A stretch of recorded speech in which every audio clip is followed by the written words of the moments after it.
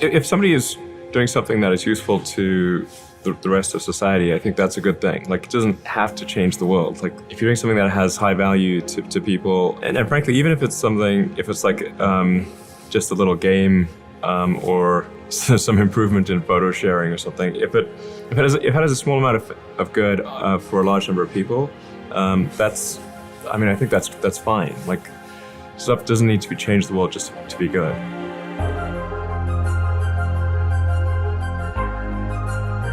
My advice if somebody wants to start a company is they should bear in mind that the most likely outcome is that it's not going to work. And they should reconcile themselves to that strong possibility. And they should only do it if they feel that they are really compelled to do it.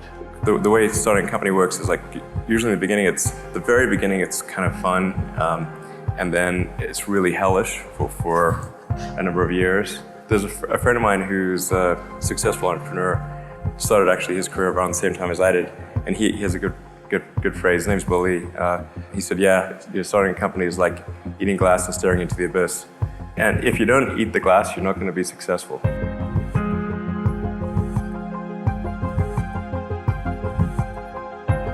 You know, a lot of life in general, in any job, there's like, you have to do your chores. You know, because nobody else can do that for you, right? Well, I think to be successful at almost anything, you have to do the tough stuff and as well as the enjoyable stuff.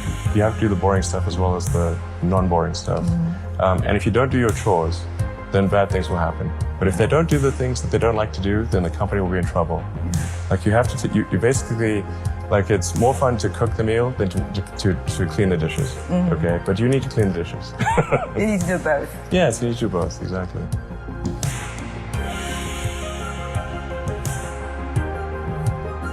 Really liking what you do, whatever area that you get into, given that, you know, even if you're the best of the best, there's always a chance of failure.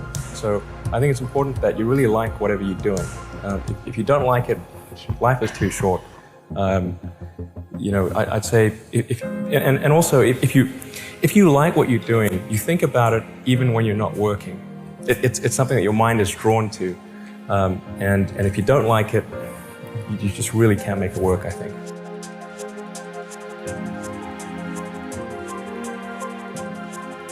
The odds of you losing the money that you've invested or your friends have invested is pretty high. I mean, those are just basic facts. If you don't mind things being really hard and high risk, then starting a company is a good idea. Otherwise, it's probably unwise. And will certainly stress you out. So I think you have to be pretty driven to make it happen. Otherwise, you'll just make yourself miserable. And once you have a family, you start taking risks not just for yourself, but for your family as well. It gets much harder to do things that might not work out. So now is the time to do that before you have those obligations. So I would encourage you to take risks now. Do something bold. You won't regret it.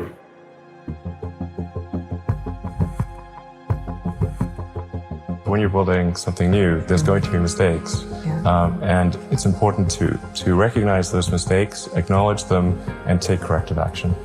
And the success of a company is very much more about how quick are you to fix the mistakes, not will you make mistakes. Or admit the mistakes. Absolutely. Yeah. And if you see the difference between a startup that is successful and one that is not, and it's because the successful one, they both made mistakes, but the successful one recognized the mistakes, fixed them very quickly, and the unsuccessful one tries to deny that the mistakes exist. Yeah, I mean, it's not like I like failure. I mean, who likes failure? It's terrible. But if you only do things that are certain to succeed, then you're only going to be doing very obvious things. I mean, I think there's like some entropic basis for this. Like, there are many more ways to fail than to succeed. So you have to explore. I mean, particularly like for a rocket, there's like 1,000 ways to think and fail, and like one way it can work. So you could have a lot of rocket failures to explore all the ways in which you could fail. So failure is not a big stigma. So it's like if you try hard and it doesn't work out, that's okay. Like, you can learn from that and do another company, and it's not a big deal.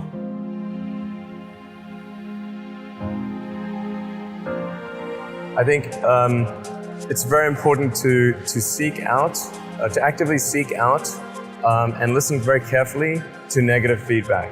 And this is something that people tend to avoid because it's painful.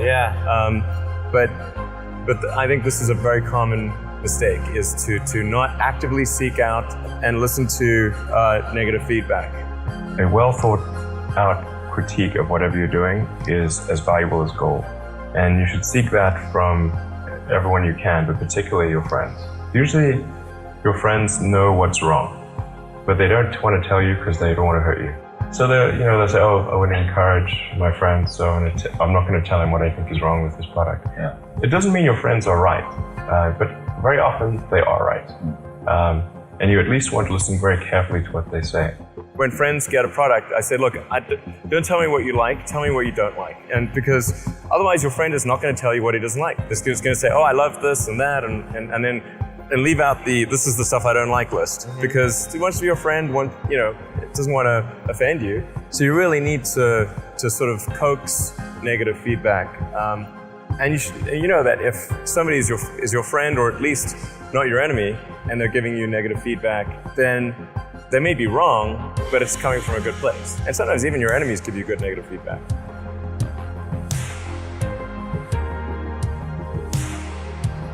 If you're creating a company or if you're joining a company, the most important thing is to attract great people. So either join a group that's amazing, that you really respect, or if you're building a company, you've got to gather great people. I mean, all a company is a group of people that have gathered together to create a product or service.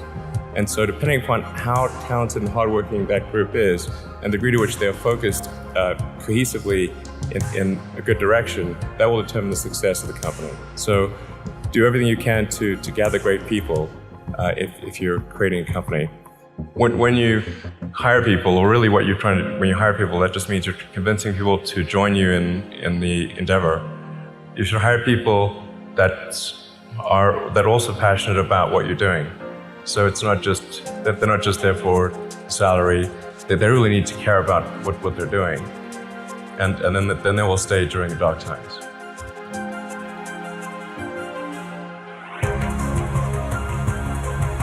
If you're going to create a company, you have to come up with a product or service that you think will be compelling, that would serve some need. And then really a great company is just built around great product or service.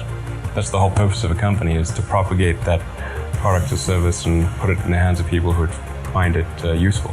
And so I think that's the main thing, is try to think of the most useful thing you could do for your fellow human beings, and then a company is the process of scaling that up and in scope, increasing that in scope and scale. When you're trying to create a company, what you're really trying to do is organize a group of people to do something useful. Something useful is as measured by other people who are the consumers of your products or services. This may seem like an obvious thing, but often people will organize groups into a company that doesn't produce something useful.